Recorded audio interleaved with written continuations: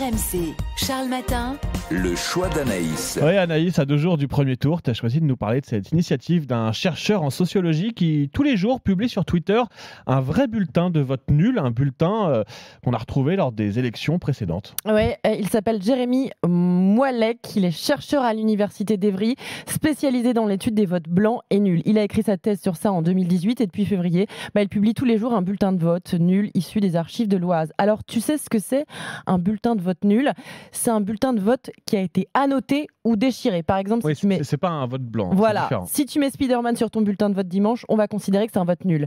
Puisque, sauf erreur de ma part, Spider-Man n'est pas candidat. Mais il y a encore. plein d'exemples à vous donner. Au second tour des législatives de 2007, un électeur de l'Oise a voté pour J'en ai marre, l'expression d'un mécontentement, évidemment. Et un jeu de mots au passage. Évidemment, aucun candidat à la députation ne s'appelait comme ça. En 2012, un électeur vote pour lui à la présidentielle. Moi, écrit-il en lettres capitales. Ah oui. Un autre écrit utile et se justifie. On m'a dit de voter utile, c'est chose faite, dit-il. Il y a aussi beaucoup de messages pour la classe politique. Abat les politiciens véreux, adieu les nuls.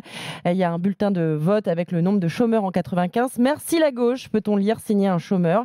Et voilà, si je vous en parle, c'est parce que j'ai trouvé que la démarche était intéressante.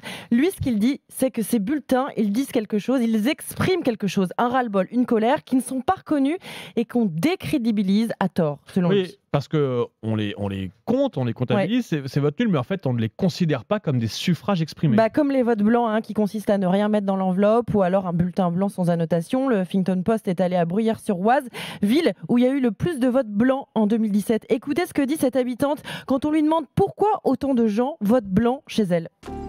Pourquoi ils votent blanc ? Parce que ça sert à rien de voter, tout simplement. On a beau voter Marine Le Pen, Mélenchon, Zemmour, ça ne changera rien de toute façon. 11,5% des votants ont voté blanc ou nul au second tour de la présidentielle en 2017. C'est pas rien, c'est 4 millions de personnes. Un record, on ne l'avait jamais vu. C'est d'ailleurs pour ça que plusieurs candidats se disent favorables à la prise en compte du vote blanc. 2 Français sur 3 y seraient d'ailleurs favorables. Mais alors concrètement, qu'est-ce que ça changerait cette reconnaissance du vote blanc ? Si les votes blancs et nuls étaient pris en compte, ça changerait le résultat de l'élection. Par exemple, en 2017, la victoire d'Emmanuel Macron aurait été moins large. Son score serait passé de 66,1% au second tour à 58,5%. Marine Le Pen, elle aurait été à 30 au lieu de 33,9%. Et puis, ça pourrait aussi peut-être permettre de procéder à une nouvelle élection. En Mongolie, c'est ce que prévoit la loi, mais aussi en Colombie, où l'élection est invalidée si le taux de vote blanc dépasse les 50%. En 2011, l'élection du maire de Bello a notamment été annulée pour cette raison. Donc, c'est faisable, techniquement, même si c'est pas sans risque. Certains constitutionnalistes disent qu'il y a un risque de spirale infernale. Qu'est-ce qu'on fait si ça bloque à chaque fois? Mais le risque, c'est aussi de taire cette colère qui grandit un petit peu plus à chaque élection.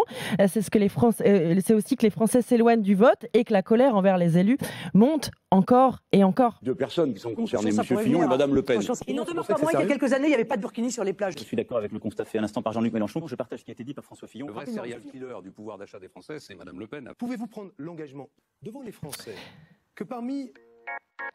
Le débat politique qui donne pas toujours envie aux gens d'aller voter. Le vote blanc, c'est une vraie question parce que le vote blanc, c'est pas anodin.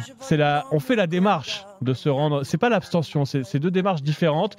L'abstention, ça peut être une forme d'indifférence, alors que le vote blanc, c'est j'ai eu envie de me déplacer, je suis venu aux urnes, j'ai voté, j'ai glissé un bulletin, mais aucun programme, aucun politique ne me convient.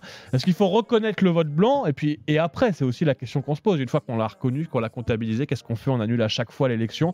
Ce sont des vraies questions. On peut en parler si vous le souhaitez. Ce matin, plusieurs candidats d'ailleurs proposent la reconnaissance du vote blanc.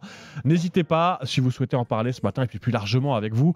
On a envie de savoir, d'avoir l'état d'esprit il y a quelques jours à J-2 de ce scrutin. Est-ce que vous êtes certain d'aller voter? Est-ce que vous avez fait votre choix? Vous n'hésitez pas ce matin à venir au 32-16, mais à 5h25, c'est surtout l'heure de jouer.